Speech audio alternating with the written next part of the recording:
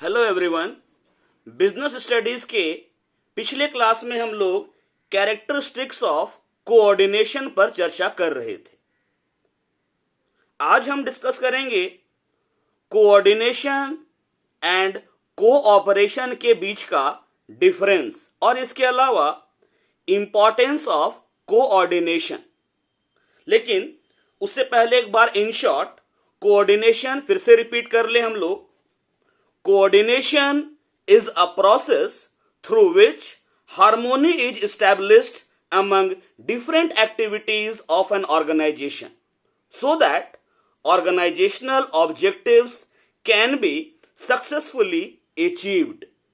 समन्वय वह प्रक्रिया है जिसके द्वारा एक संस्था में की जाने वाली विभिन्न क्रियाओं के बीच में तालमेल बैठाया जाता है ताकि संस्था के उद्देश्यों को सफलतापूर्वक प्राप्त किया जा सके। कैरेक्टरिस्टिक्स ऑफ कोऑर्डिनेशन मतलब समन्वय की विशेषताओं में हमने देखा कि कोऑर्डिनेशन इंटीग्रेट्स ग्रुप एफर्ट्स। समन्वय सामूहिक प्रयास में तालमेल स्थापित करता है। दूसरा था coordination ensures unity of action. समन्वय प्रयास में एकता सुनिश्चित करता है। तीसरा था coordination is A continuous process. समन्वय एक लगातार चलने वाली प्रक्रिया है। Coordination is N all pervasive function. समन्वय एक सर्वव्यापी कार्य है, सभी जगह लागू होता है। पांचवा था coordination is the responsibility of all managers. समन्वय सभी प्रबंधकों का उत्तरदायित्व है, चाहे वो टॉप लेवल का हो, मिडिल लेवल का हो, चाहे लोअर लेवल का हो। और छठा और आखिरी विशेषता था coordination is a deliberate function. समन्वय सोच समझकर किया जाने वाला कार्य है। कई बार लोग कोऑर्डिनेशन को कोऑपरेशन समझ लेते हैं, लेकिन दोनों में अंतर है। कोऑर्डिनेशन अलग है, कोऑपरेशन अलग है। तो हम जानेंगे difference between coordination and cooperation, समन्वय तथा सहयोग के बीच में अंतर। डिफरेंस जानने से पहले हम कोऑपरेशन यानी कि सहयोग का मतलब जानते हैं। सहयोग क्या है? सहयोग मिलजुल कर काम करने की इच्छा को कहते हैं। यह स्वतः ही उत्पन्न होती है। Cooperation means the desire to work collectively. It originates effortlessly. अंतर जो है कोऑर्डिनेशन और कोऑपरेशन में अंतर इसलिए जानना है कि कई बार लोगों को यह लगता है कि कोऑर्डिनेशन और कोऑपरेशन दोनों एक ही चीज है। पहला अंतर किया गया है मीनिंग के बेस पर, अर्थ के आधार पर। कोऑर्डिनेशन लिखता है coordination is a deliberate effort by a manager, और कोऑपरेशन में लिखा है cooperation is voluntary attitude of the organisational members. ये जो कोऑर्डिनेशन है, समन्वय, प्रबंधक द्वारा सोच समझकर किया गया प्रयास है। मतलब ये जो कोऑर्डिनेशन है सोचा समझा प्रयास है जो कि मैनेजर के द्वारा किया जाता है, जबकि कोऑपरेशन सहयोग एक ऐच्छिक प्रवृत्ति है, माने इच्छा से होती है, जो संगठन के सदस्यों में होती है। दूसरा है पर्पस, उद्देश्य, प्रयोजन। कोऑर्डिनेशन में लिखा है coordination is an orderly arrangement of group efforts to provide unity of action in achieving the organisational objectives.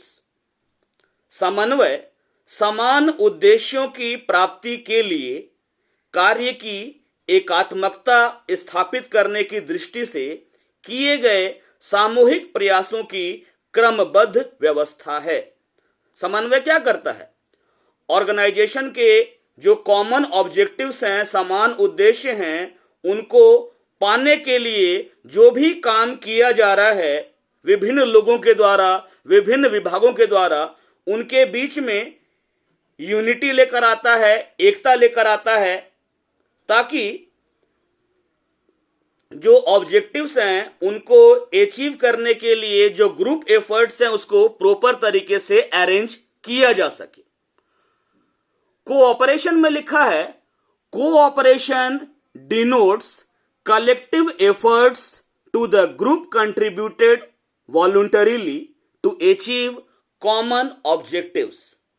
ये जो सहयोग है समान उद्देश्यों की प्राप्ति के लिए समूह के द्वारा ऐच्छिक रूप में किए गए सामूहिक प्रयासों को व्यक्त करती है।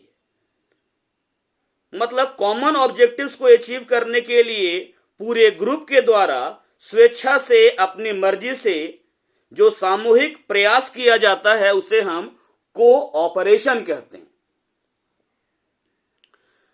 तीसरा है आपका रिक्वायरमेंट, आवश्यकता। Coordination is essential where a group of people work together for a common purpose। समन्वय वहां जरूरी होता है जहां लोगों का एक समूह समान उद्देश्यों की प्राप्ति के लिए एक साथ काम करता है। मतलब जहां ग्रुप में लोग काम करते हैं वहां पर कोऑर्डिनेशन जरूरी है। Cooperation is voluntary in nature. It arises out of the desire of the people to work together। ये जो सहयोग है स्वैच्छिक प्रवृत्ति की होती है, मतलब लोग अपनी मर्जी से सहयोग करते हैं। यह लोगों के एक साथ काम करने की इच्छा से उत्पन्न होती है। चौथा है रिलेशंस। रिलेशंस संबंध। Coordination is achieved through both formal and informal relations. ये जो आपका समन्वय है ये औपचारिक तथा अनौपचारिक दोनों प्रकार के संबंधों के द्वारा प्राप्त किया जाता है। कोऑर्डिनेशन जो है वो फॉर्मल और इनफॉर्मल दोनों तरह के रिलेशन में मतलब पाया जा सकता है, प्राप्त किया जा सकता है, जबकि cooperation arises out of informal relations. ये जो सहयोग है ये अनौपचारिक संबंधों से उत्पन्न होता है। मतलब ये फॉर्मल और इनफॉर्मल दोनों रिलेशन से होता है। औपचारिक संबंध हो चाहे अनौपचारिक संबंध हो, दोनों में ही समन्वय पाया जा सकता है, जबकि सहयोग केवल इनफॉर्मल रिलेशंस के बीच होता है, औपचारिक संबंधों में होता है। पांचवा है रिजल्ट, परिणाम।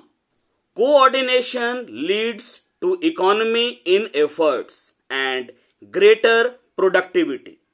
ये जो समन्वय है ये प्रयासों में मितव्ययिता लाता है और उत्पादकता को, प्रोडक्शन कैपेसिटी को बढ़ाता है। Cooperation results in coordination among group members. सहयोग का परिणाम यह होता है कि समूह के सदस्यों के बीच में कोऑर्डिनेशन की भावना आती है। मतलब कि ये जो कोऑपरेशन है ना, इसी के जरिए ग्रुप के मेंबर्स के बीच में कोऑर्डिनेशन मतलब कि सहयोग समन्वय, कोऑपरेशन के थ्रू ग्रुप के मेंबर्स के बीच में समन्वय स्थापित किया जा सकता है, तालमेल बैठाया जा सकता है। मतलब सहयोग होगा तभी तालमेल बैठेगा। ठीक है, अब हम बात, एक और जो पॉइंट है यहां नहीं है, स्कोप। ये जो कोऑर्डिनेशन है इसमें कोऑपरेशन इंक्लूड है। मतलब ये जो कोऑर्डिनेशन है इसका स्कोप, इसका एरिया बड़ा होता है, क्योंकि कोऑर्डिनेशन में कोऑपरेशन इंक्लूडेड है। और ये जो कोऑपरेशन है इसका एरिया लिमिटेड है, छोटा है, संकुचित है, क्योंकि ये जो कोऑपरेशन है ये कोऑर्डिनेशन को एस्टैब्लिश करने के लिए किया जाता है। क्लियर है? तो हम लोगों ने देखा कोऑर्डिनेशन और कोऑपरेशन में अंतर है। अब हम बात करते हैं इंपॉर्टेंस ऑफ कोऑर्डिनेशन पर कि आखिर समन्वय का इतना महत्व क्यों है। इंपॉर्टेंस ऑफ कोऑर्डिनेशन, समन्वय का महत्व। Coordination is important as it integrates the efforts of all people, every department and every expert working for the organization. समन्वय का महत्व इसलिए है क्योंकि यह संस्था में काम करने वाले सभी व्यक्तियों के प्रयास, प्रत्येक विभाग और प्रत्येक एक्सपर्ट विशेषज्ञ जो संस्था में काम कर रहा है, इन सभी के प्रयासों को एक करने के लिए समन्वय का महत्व है। The primary reason for coordination is that departments and individuals in the organisation are interdependent. That is, they depend on each other for information and resources to perform their respective activities. समन्वय के पीछे मुख्य कारण यह है कि संस्था में काम करने वाले विभिन्न लोग तथा विभिन्न विभाग सभी आपस में एक दूसरे पर निर्भर करते हैं। कैसे? जैसे प्रोडक्शन डिपार्टमेंट प्रोडक्शन का काम तभी कर पाएगा जब परचेस डिपार्टमेंट उसको समय पर रॉ मटेरियल, कच्चा माल खरीद कर दे। इसी तरीके से सेल्स डिपार्टमेंट प्रोडक्ट सेल करने का काम तभी कर पाएगा जब प्रोडक्शन डिपार्टमेंट उसको टाइम पर गुड्स का प्रोडक्शन करके दे। तो ये जो कोऑर्डिनेशन है इसका इंपॉर्टेंस बहुत ज्यादा बढ़ गया है। विभिन्न प्रबंधकीय कार्यों को एकीकृत करना व्यक्तियों एवं विभागों में पर्याप्त मात्रा में समन्वय को सुनिश्चित करता है। मतलब कि मैनेजरियल फंक्शंस तो अगर एक किया जाए ना, तो जितने इंडिविजुअल्स हैं, डिपार्टमेंट्स हैं, उनके बीच में कोऑर्डिनेशन एस्टैब्लिश हो जाएगा। कोऑर्डिनेशन के इंपॉर्टेंस पर पहला जो पॉइंट है, फर्स्ट पॉइंट, ये है growth in size. Growth in size पर हम ये कह सकते हैं आज व्यवसाय का पैमाना निरंतर बढ़ता जा रहा है। व्यवसाय का पैमाना यानी बिजनेस का जो साइज है बढ़ने पर उसमें काम करने वाले व्यक्तियों की संख्या में भी वृद्धि होती है, बढ़ोतरी होती है। सभी व्यक्तियों की रुचि, काम करने का ढंग, आपस में मेलजोल, काम करने का उद्देश्य, सहन शक्ति आदि सभी अलग अलग होते हैं। इतनी भिन्नताओं के होते हुए भी उन्हें एक समूह में काम करना होता है, जो कि एक आसान काम नहीं है।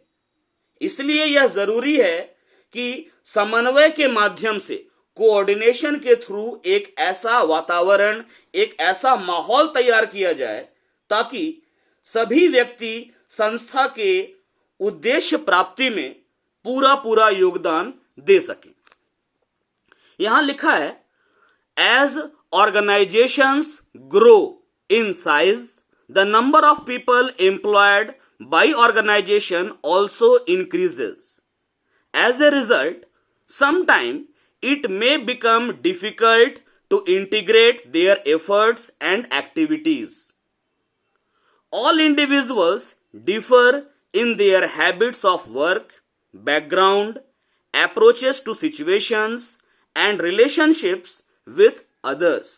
Therefore, for organizational efficiency, it is important to harmonize individual goals and organizational goals through coordination. बड़े संगठनों में लगे बड़ी संख्या में लोग समन्वय की समस्या को जटिल बना देते हैं। प्रत्येक व्यक्ति अपने आप में विशिष्ट है तथा अपनी एवं संगठन की आवश्यकताओं को महसूस करता है। प्रत्येक की अपनी कार्य करने की आदतें हैं, अपनी पृष्ठभूमि है, बैकग्राउंड है, परिस्थितियों से निपटने के अपने तरीके हैं तथा दूसरों से अलग अलग तरह का संबंध है। वैसे एक अकेला व्यक्ति हमेशा बुद्धिमानी से काम नहीं करता है। उसके बिहेवियर को न तो हमेशा ठीक से समझा जाता है और न ही पूरी तरह से उसका पूर्वानुमान लगाया जा सकता है। इसीलिए संगठन की कार्य कुशलता के लिए यह अनिवार्य है कि व्यक्ति एवं समूह के उद्देश्यों को कोऑर्डिनेशन के द्वारा, समन्वय के द्वारा एकीकृत कर दिया जाए। दूसरा है फंक्शनल डिफरेंशिएशन, कार्यात्मक विभेदीकरण। एक संस्था में स्थापित विभिन्न विभागों का हित, इंटरेस्ट अलग अलग हो सकता है। ऐसी स्थिति में संस्था के मुख्य उद्देश्य को पूरा करने में रुकावटें आ सकती हैं। इससे बचने का एक ही तरीका है और वो यह है कि दोनों में समन्वय, तालमेल स्थापित किया जाए।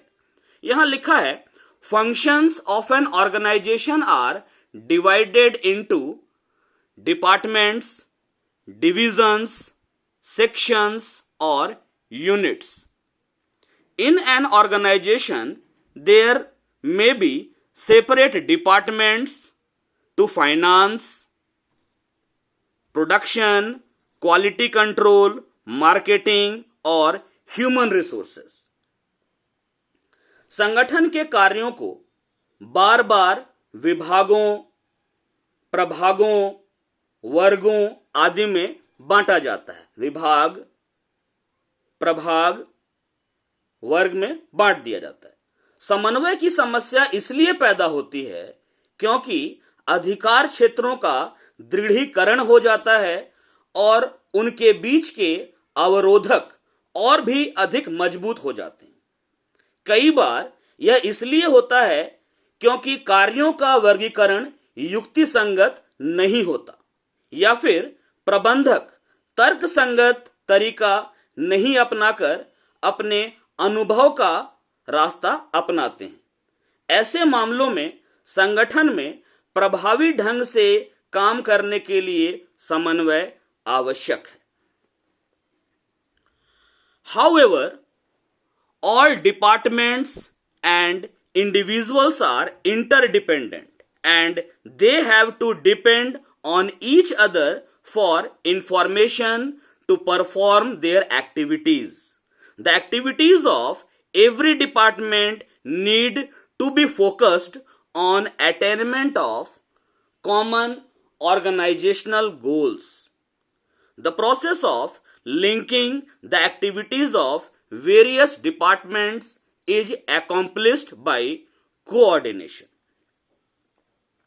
ऑर्गेनाइजेशन में काम करने वाले सभी लोग और सारे विभाग, ये सभी एक दूसरे पर निर्भर करते हैं विभिन्न क्रियाओं के लिए और सूचनाओं के लिए। जबकि हर एक डिपार्टमेंट में जो क्रियाएं की जाती हैं उनका उद्देश्य क्या है? जो पूरे ऑर्गेनाइजेशन का जो कॉमन गोल है उसको प्राप्त करने में मदद करना। तो ये जो कोऑर्डिनेशन है ये डिफरेंट डिपार्टमेंट्स, डिफरेंट इंडिविजुअल के एफर्ट्स से पूरे ग्रुप के ऑब्जेक्टिव को अचीव करने में मदद करता है, तालमेल बैठाकर। अगला पॉइंट जो है कोऑर्डिनेशन के इंपॉर्टेंस पर, वो है स्पेशलाइजेशन, विशिष्टीकरण। प्रत्येक संगठन में विशिष्टीकरण, स्पेशलाइजेशन का बेनिफिट उठाने के लिए एक मुख्य क्रिया को अनेक छोटी छोटी उप क्रियाओं में विभाजित कर दिया जाता है। मतलब एक काम को अनेक छोटे छोटे कामों में बांट दिया जाता है। प्रत्येक उप क्रिया को अलग अलग व्यक्तियों को सौंपा जाता है जो कि उस उपक्रिया के एक्सपर्ट होते हैं। प्रत्येक व्यक्ति टोटल जो काम करना है उसकी परवाह किए बिना अपने कार्य को अपने ढंग से करना चाहता है। ऐसी स्थिति में विभिन्न व्यक्तियों की क्रियाओं को सफलतापूर्वक पूरा करने के लिए उनमें तालमेल बैठाना जरूरी हो जाता है। एक बार तालमेल बैठ जाने पर यानी समन्वय स्थापित हो जाने पर सभी व्यक्ति अपना अपना काम टोटल जो काम करना है उसके संदर्भ में समय पर पूरा करते हैं। Modern organisations are characterised by a high degree of specialisation. Specialization arises out of the complexities of modern technology and the diversity of tasks to be performed. Organizations therefore need to employ a number of specialists or experts. Specialists are qualified to evaluate, judge, and decide according to their professional criteria. These experts sometimes become arrogant and do not take advice or suggestions from others in the matters related to their area of specialization. This often leads to conflict amongst different specialists as well as others in the organization. Therefore, some coordination is required by an independent person to reconcile the differences in approach, interest, or opinion of the specialists. आधुनिक संगठनों में उच्च स्तर का high level का specialisation है। विशिष्टीकरण का जन्म, स्पेशलाइजेशन का जन्म आधुनिक तकनीकों की यानी कि मॉडर्न टेक्निकों की जो जटिलताएं हैं, कॉम्प्लेक्सिटीज हैं तथा कार्यों एवं इन्हें करने वाली विविधताओं के कारण होता है। ये जो स्पेशलाइजेशन है ना, ये कैसे पैदा होता है? मॉडर्न टेक्नोलॉजी में जो कॉम्प्लेक्सिटी है, जो काम करना होता है और इसको करने में जो डिफरेंसेस है, इस कारण होता है। विशेषज्ञ सोचते हैं कि वे एक दूसरे को पेशे के आधार पर जांचने के योग्य हैं, लेकिन दूसरों के पास इस तरह के डिसीजन का कोई पर्याप्त आधार नहीं हो सकता है। यदि एक्सपर्ट को, विशेषज्ञों को बिना तालमेल के, बिना समन्वय के, बिना कोऑर्डिनेशन के काम करने की अनुमति दे दी जाए तो परिणाम बहुत महंगे होंगे। इसीलिए संगठन में लगे विभिन्न विशेषज्ञों के कार्यों में समन्वय हेतु, तालमेल हेतु एक रचना तंत्र की आवश्यकता होती है। ये जो कोऑर्डिनेशन है, ये मैनेजमेंट का एसेंस है, समन्वय प्रबंध का सार है। यह कुछ ऐसा नहीं है कि जिसके लिए एक मैनेजर ऑर्डर देगा, आदेश देगा, बल्कि यह तो वो चीज है जिसे एक manager planning, organising, staffing, directing और कंट्रोलिंग के फंक्शंस को करते हुए अचीव करने का कोशिश करता है, प्रयास करता है। अतः प्रत्येक कार्य, हर एक फंक्शन अपने आप में कोऑर्डिनेशन का प्रैक्टिस है, अभ्यास है। Thank you.